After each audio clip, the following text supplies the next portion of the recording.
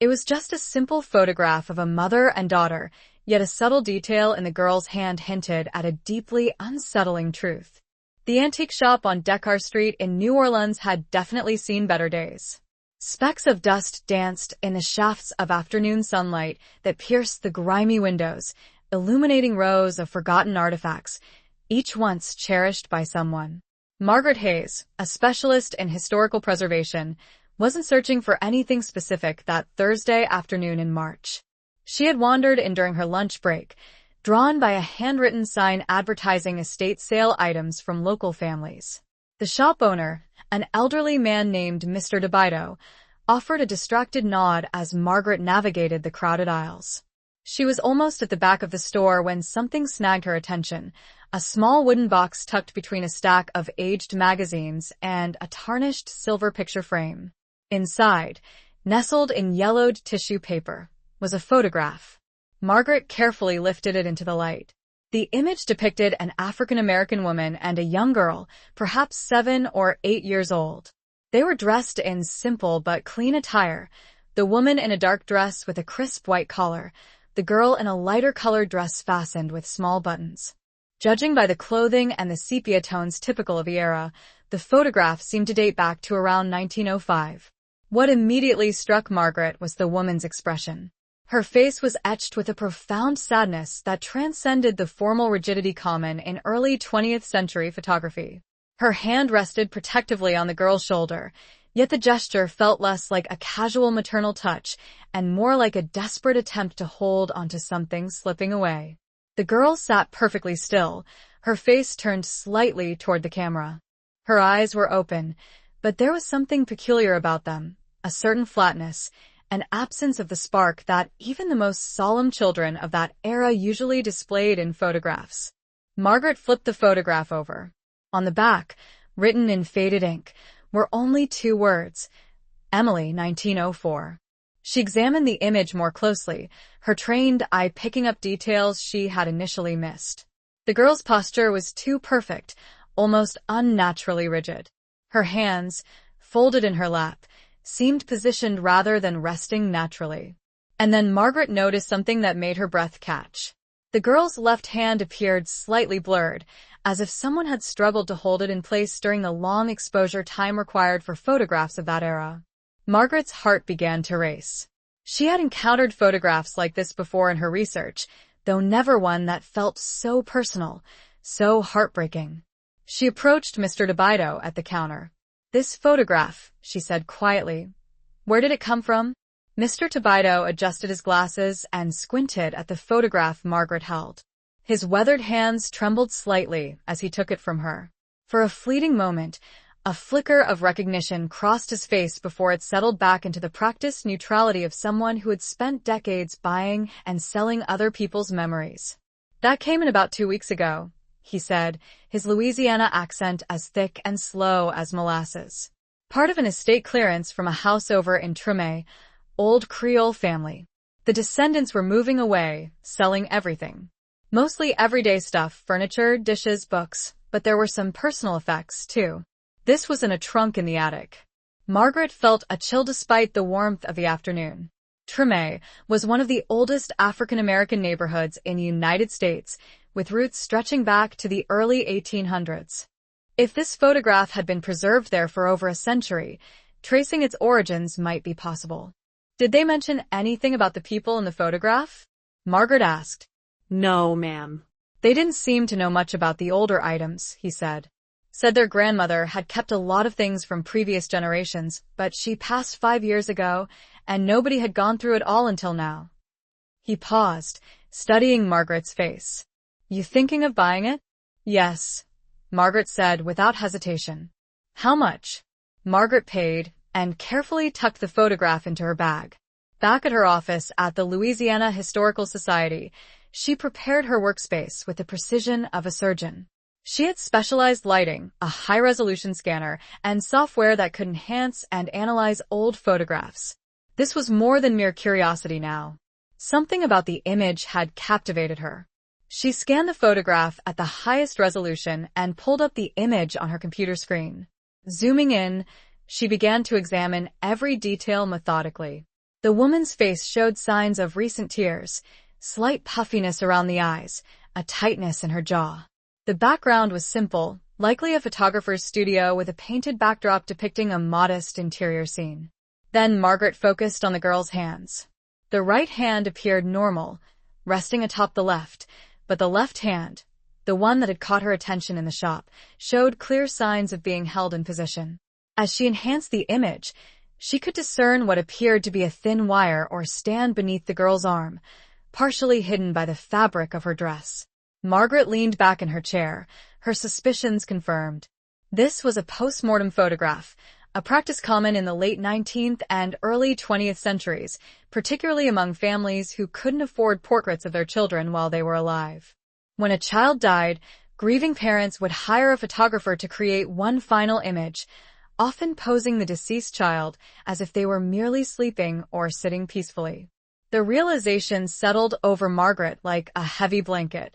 She had studied post-mortem photography extensively during her graduate work, but academic knowledge couldn't prepare her for the emotional weight of holding such an intimate moment of grief in her hands. This wasn't just a historical artifact. It was a mother's last chance to have something tangible of her daughter, a desperate attempt to freeze a moment before the finality of burial made the loss irreversible. Margaret began researching the practice more deeply, specifically in New Orleans during the early 1900s. The city had been a melting pot of cultures, and photographic studios had served all communities, although African-American families often faced limited options and higher prices. For a poor black family in 1904, commissioning even a post-mortem photograph would have represented a significant financial sacrifice. She pulled out several reference books and began cross-referencing photographic studios that had operated in New Orleans during that period. The style of the backdrop, the lighting, and the mounting of the photograph itself provided clues. The cardstock on which the photo was mounted bore no photographer's mark, which was unusual, as most studios proudly stamped their name and address on the backing.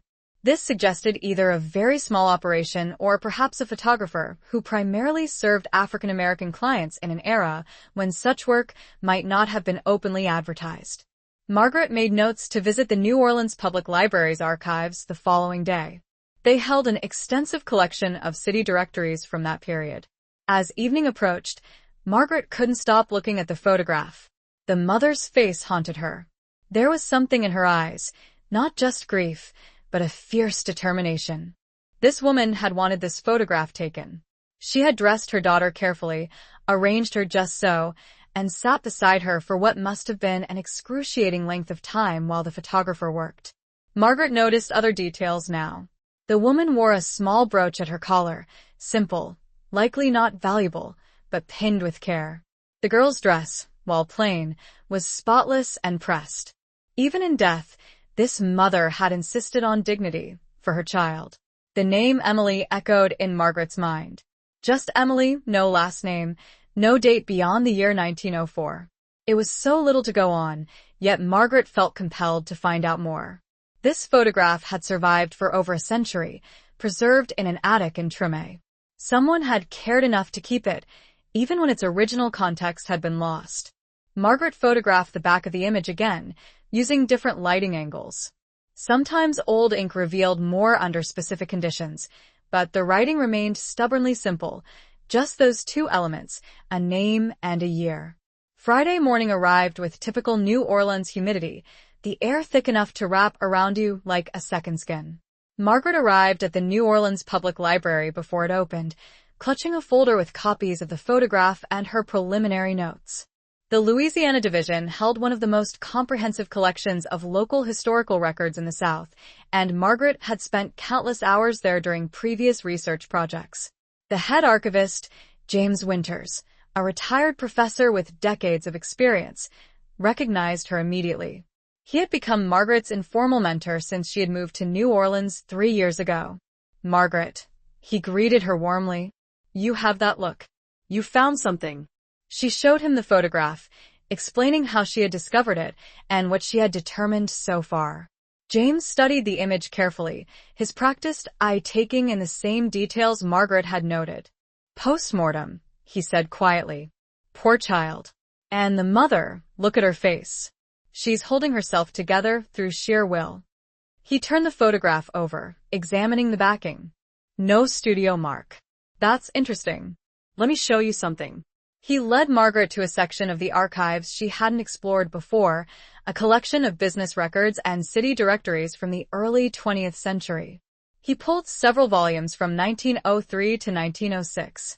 African-American photographers in New Orleans during this period weren't always listed in the main city directories, James explained, but they existed, serving their communities. Some left records in church bulletins, newspaper advertisements in black publications, or business licenses filed with the city. They spent the morning combing through records. Margaret found 3 photographers who had operated in or near Treme between 1903 and 1905. One name appeared most frequently, Arthur Beaumont, who had maintained a small studio on St. Philip Street. Beaumont, James said thoughtfully. I've seen that name before. Give me a moment. He disappeared into the back archives and returned 20 minutes later with a slim folder. Inside were several documents related to Arthur Beaumont, a business license from 1898, a notice of studio closure from 1912, and, most intriguingly, a handwritten ledger page that appeared to list clients and services from 1904. Margaret's hands shook slightly as she examined the ledger. The entries were sparse, many with only first names or partial information. Then, about halfway down the page, she found it. Emily Memorial Portrait, October 14th. October 14th, 1904. The date matched the year written on the photograph. That's her, Margaret whispered. It has to be. But there was no last name, no address, no other identifying information, just Emily and the type of service provided. Memorial portrait, the general euphemism for photographing the dead. The October 14th, 1904, date gave Margaret a crucial starting point. If Emily had died shortly before the photograph was taken, there should be a death record.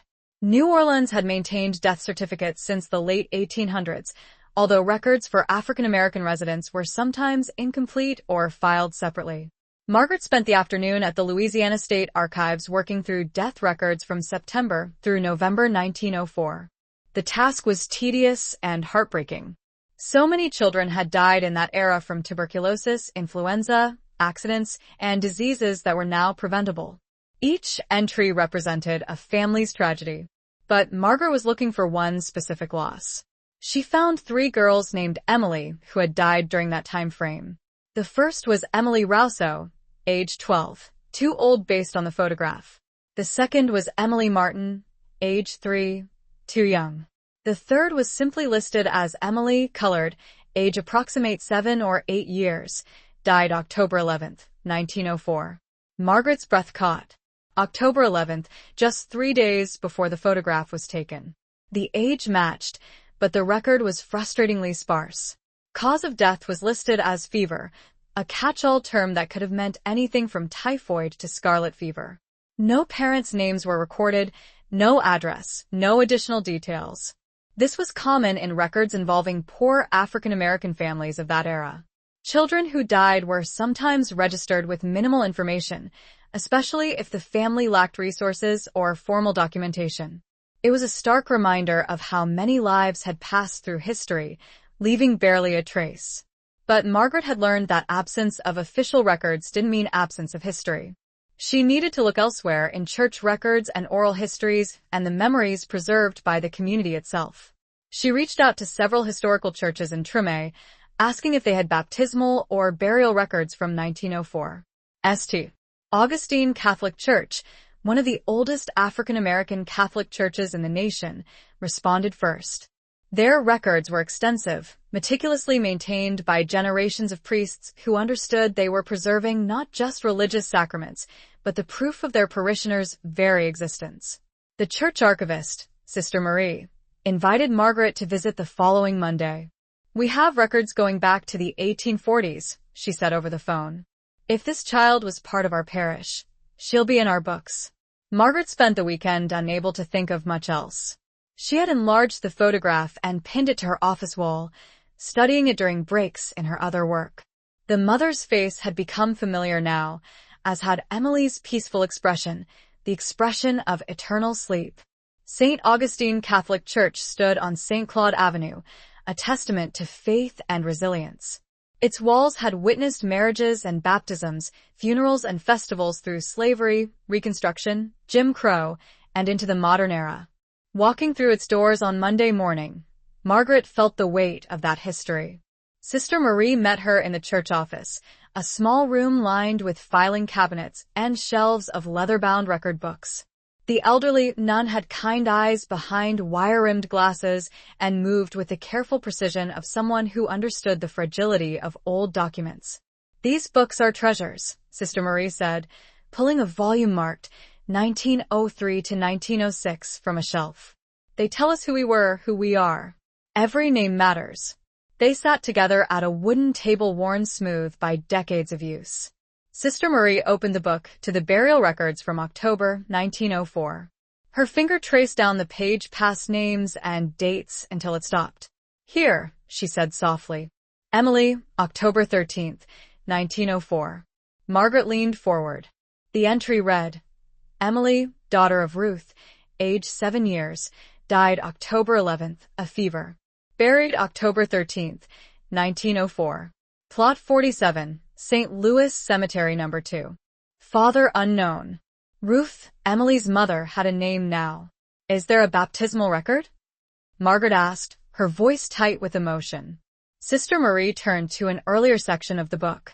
She ran her finger down the entries from 1897, then stopped. "Here. Emily, born June 3rd, 1897. Baptized June 20th, 1897. Mother, Ruth Williams. Father, not recorded. Williams. Ruth Williams and her daughter Emily." The father not being recorded was common, Sister Marie explained gently. Sometimes the fathers had passed away. Sometimes they were absent. Sometimes it was, she paused delicately, complicated. "We recorded what the mothers told us." Margaret pulled out the photograph and showed it to Sister Marie. "This is them. This is Ruth and Emily."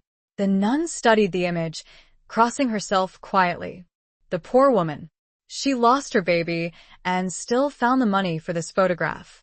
That tells you everything about her love. "Is there anything else in the records about Ruth?" Margaret asked. "Did she stay in the parish? Is there a marriage record? Other children?" Sister Marie turned pages carefully, scanning entries. Then she paused again. Oh my. She pointed to an entry from February 1905, just 4 months after Emily's death. Ruth Williams, aged 29 years, died February 3rd, 1905. Cause: grief and consumption. Buried February 5th, 1905. St. Louis Cemetery No. 2, Plot 47. The words hung in the air. Grief and consumption. Tuberculosis was often called consumption, but the priest who had recorded the death had listed grief first. The notation of both Ruth and Emily being buried in Plot 47 meant they were together. Margaret knew that St. Louis Cemetery No. 2 was still an active historical cemetery, though many of its oldest sections had fallen into disrepair. The cemetery had been established in 1823 and served as the burial ground for many of New Orleans' African American and Creole communities. That afternoon, Margaret obtained permission from the archdiocese to visit the cemetery in search of the grave. The cemetery manager, Mr. Duchamp, met her at the gate with a map that was more holes than information. Plot 47 would be in the old section, he said, leading her along crumbling paths past above-ground tombs in various states of decay. Many of the markers are gone now, stolen, weathered away, or just lost to time. They walked for 15 minutes, Mr. Duchamp consulting his map and occasionally checking plot numbers on the few marked graves they passed. Finally, he stopped in a section where the grass grew tall and wild. "Should be right around here," he said. "But I warn you, there's likely no marker left." Margaret began searching methodically, pushing aside vegetation, checking for any sign of a grave marker. Some plots had simple crosses. Others had flat stones nearly buried in the earth. Many had nothing at all. Then, in the shadow of a larger family tomb, she found it. A small, flat stone, cracked and heavily weathered. She knelt and carefully cleared away the growth around it. Letters were barely visible, worn by more than a century of rain and neglect. She used water from her bottle and a soft brush to clean the surface gently. Slowly, words emerged. Emily Williams, 1897 to 1904. Ruth Williams, 1875 to 1905. Mother and daughter reunited in heaven. Someone had cared enough to commission a marker, even a modest one. Someone had made sure their names were recorded, that their connection was preserved in stone, even as it had been preserved in the photograph. Margaret sat back on her heels, tears streaming down her face. She had found them, not just their names in a book, but their actual resting place. Ruth had survived only 4 months after losing Emily. The grief had been too much, compounded by illness and likely by poverty and the harsh realities of being a single black woman in Jim Crow-era New Orleans. She photographed the marker from multiple angles, documenting its condition and exact location. Then she just sat there for a while, keeping them company. The cemetery was quiet except for the birds and the distant sound of traffic. "I'm sorry," Margaret whispered. "I'm sorry you had so little time together. I'm sorry the world was so hard, but I found you. Your photograph survived. Your story survived." Back at the Louisiana Historical Society, Margaret began piecing together the broader context of Ruth Williams's life. The 1900 census provided crucial information. She found Ruth living in a small dwelling on St. Anne Street in Treme, listed as Ruth Williams, Negro, female, age 25, laundress, widowed. Widowed. So, there had been a husband, Emily's father, though he hadn't been recorded at Emily's baptism. Margaret checked death records from 1896 to 1897 and found him. Thomas Williams, Negro, male, age 28, died March 15, 1897. Cause: accident at docks. Emily had been born in June 1897, which meant Ruth had been pregnant when Thomas died. She had been widowed at 22, pregnant, and had raised Emily alone for 7 years, working as a laundress, one of the few jobs available to black women at that time, involving exhausting physical labor for minimal pay. Margaret consulted with Dr. Patricia Johnson, a historian specializing in African American life in early 20th century New Orleans. Over coffee at a cafe near Tulane University, Margaret shared everything she had discovered. "Ruth Williams represents thousands of women whose stories we've lost," Dr. Johnson said thoughtfully. Single black mothers in the Jim Crow South had almost no safety net. They worked impossible hours for wages that barely sustained them. And when their children got sick, she paused, emotion crossing her face. They had limited access to medical care, sometimes none at all. A fever that might have been treatable in a white child with access to a private physician could be fatal for a child like Emily. The death record said grief and consumption, Margaret said. Could grief actually have killed her? In a manner of speaking, yes, Dr. Johnson replied. Tuberculosis was rampant in overcrowded, poor neighborhoods. Ruth probably already had it. Many did, from working in damp conditions with poor ventilation. The stress and grief of losing Emily would have weakened her immune system, accelerated the disease, and then there's the possibility she simply lost the will to fight it. When you've lost everything that matters, when you're exhausted and sick and alone, sometimes people just let go. Margaret thought about the photograph again, about the determination in Ruth's face. She made sure to get that photograph taken. That wasn't giving up. No, Dr. Johnson agreed. That was love. That was her making sure Emily wasn't forgotten. In a society that treated people like her as if they didn't matter, she insisted that her daughter mattered. That photograph was an act of resistance, of dignity, of a mother's love asserting itself against a world that wanted to erase them both. Margaret became determined to learn more about Arthur Beaumont, the photographer who had created this lasting memorial for Ruth and Emily. She returned to the archives and found more information about him in the records of the Freeman's Bureau and in black newspapers from that era. Arthur Beaumont had been born into slavery in Mississippi in 1858. After emancipation, he had made his way to New Orleans and somehow learned photography, possibly as an apprentice to one of the city's established photographers.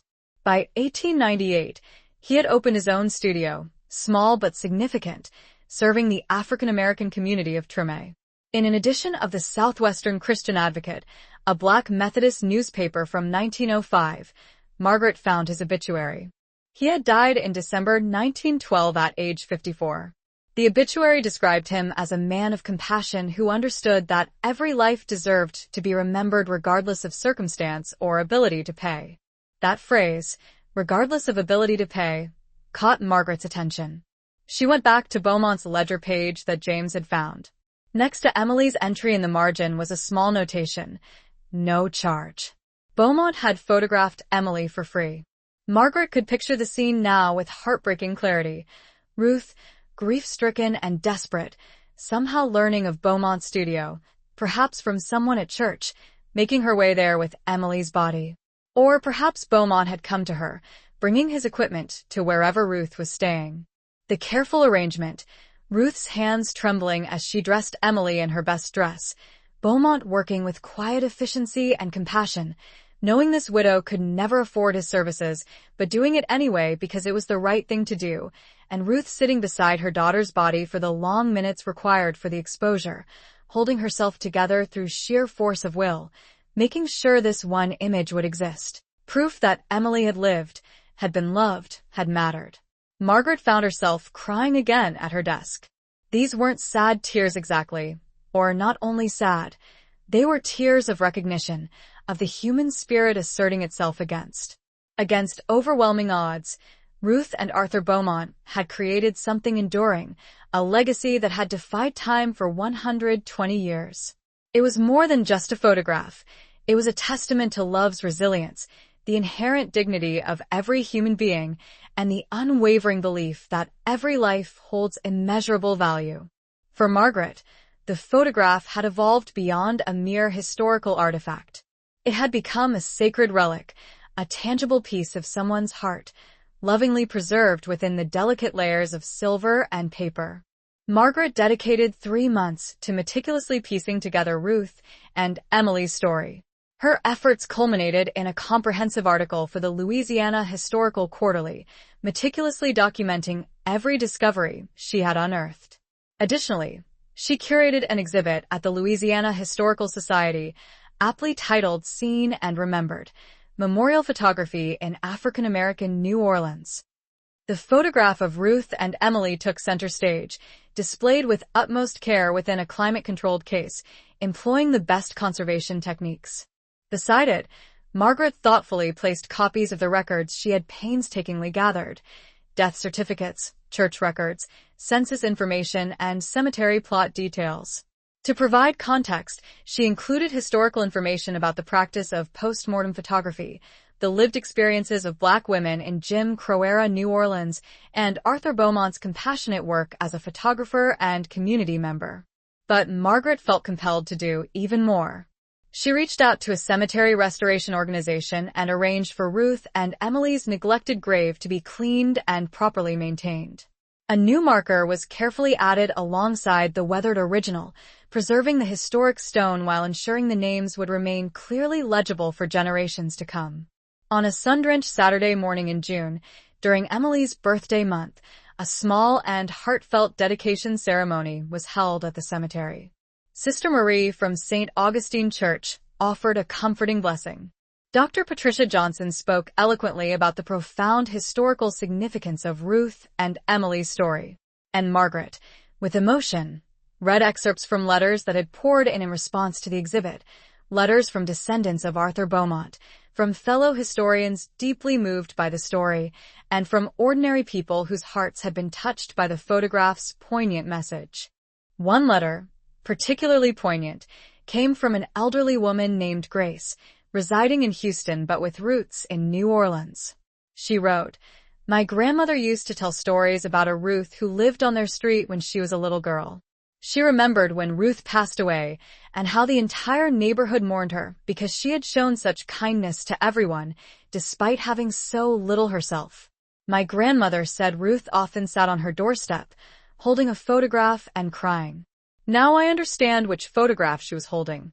After the ceremony, Margaret stood for a few quiet moments alone at the grave. She had brought fresh flowers, lilies and roses, in shades of white and yellow, symbolic of hope and remembrance. Your story is known now, Margaret whispered softly. People see you. They understand what you endured, what you survived, how deeply you loved. Emily isn't forgotten. You aren't forgotten. That photograph you fought to have made, it achieved exactly what you hoped it would. It kept her alive. It kept both of you alive. A gentle breeze rustled through the cemetery, whispering through the leaves of the ancient trees. Margaret chose to interpret it as acknowledgement, acceptance, a sign that she had done all she could. She had taken a photograph discovered in a dusty antique shop and restored it to its full historical context and emotional meaning. The exhibit remained open for 6 months and became one of the most visited in the Historical Society's recent history. People stood transfixed before Ruth and Emily's photograph for long minutes, many with tears streaming down their faces. They saw not just death, but a profound and enduring love. Not just loss, but inherent human dignity. Not just history, but a reflection of their shared humanity. Margaret kept a copy of the photograph in her office. At times, when she felt overwhelmed by the immensity of historical loss, by the countless untold stories that would likely remain forever lost, she would gaze at it and remember, every person matters. Every life deserves to be seen and remembered. And sometimes, if you look closely enough, if you care deeply enough, you can bridge the seemingly insurmountable gap between the past and the present, and give voice to those who were silenced. Ruth Williams and her daughter Emily were no longer just names and forgotten records, nor anonymous faces in an old photograph. They were known. They were remembered. They were loved. Not just by each other during their brief time together, but by all who now encountered their story and were forever changed by it. In the hand that revealed the shocking truth, carefully held in place for a photograph that would outlast their mortal lives, there was a powerful message that transcended even death itself.